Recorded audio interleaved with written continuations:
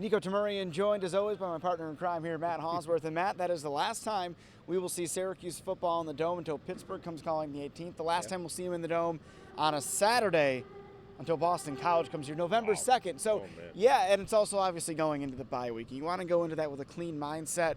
I know we always kind of have similar opinions about this. I think that the team agrees there's a lot they can clean up, but overall, a win's a win kind of thing. Yeah, I mean, this is kind of what you were hoping for. The defense played really well. The offense played good enough.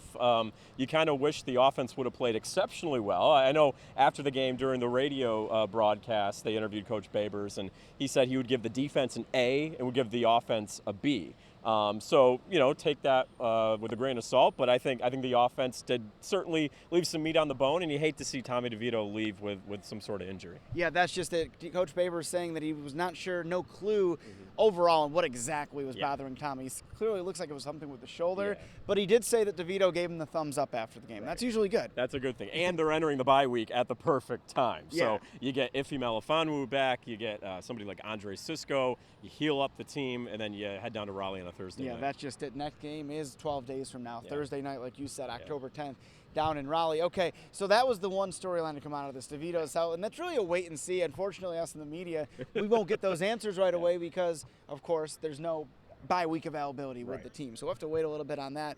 The other storyline, it's a weird one, targeting.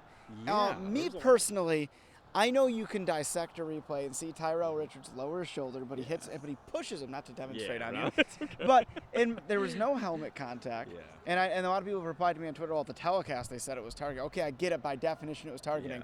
But I look at somebody like Dino Babers with his vast football knowledge, and if he's upset, I think fans should be upset.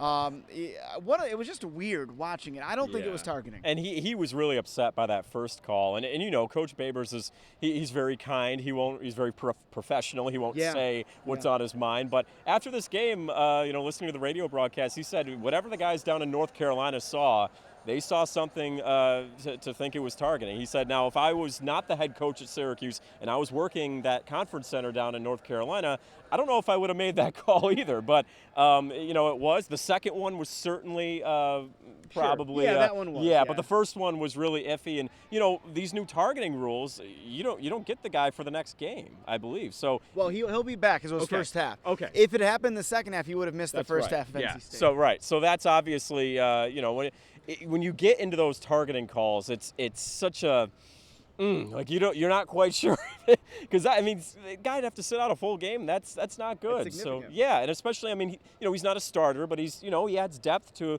a defensive line and a second or a defense that could use him at some point. So that's not good, but. Hey, it was a story of this game. Absolutely. Sorry. So let's wrap things up here with going into the bye week. I've seen growth from week 1 to week 5, whatever this is, and week 6 and week 7 going forward.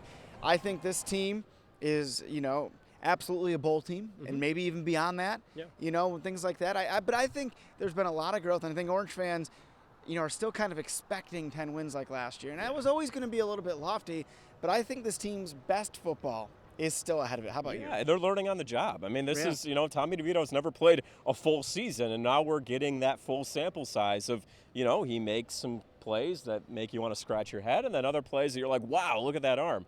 But it's not all on him. The offensive line's coming together. These receivers, he's starting to get, get the timing down with the receivers, the running backs, starting to learn how to block for him and, find those holes. Abdul Adams with a big run today. It's good to see somebody other than Mo Neal find the end zone. And the defense, the defense was really good without, their full secondary intact. So I think, all around, this is a good win. I don't think it was a great win, but it was a good win and a lot to, take off and chew as you head into the bye week. I'll just say this, too. You're absolutely right. And I'll say this. I think this team's good this year. Yeah. I think they'll be really good when DeVito's a junior, and I think they'll be great when he's a senior. Kind of building back just like Dungy's senior year was great. All right, so we talked about it at length. Here it is the last game until NC State down in Raleigh on October 10th. That's a Thursday night national TV game, and it's the last time you'll see the Dome until Pitt comes calling Friday night the 18th. So it doesn't mean our coverage is going to stop. We're going to keep going. So we'll be bringing you that in the meantime. So for Matt, I'm Niko Tamurian. We'll check you later on NBC3 and CBS 5 News.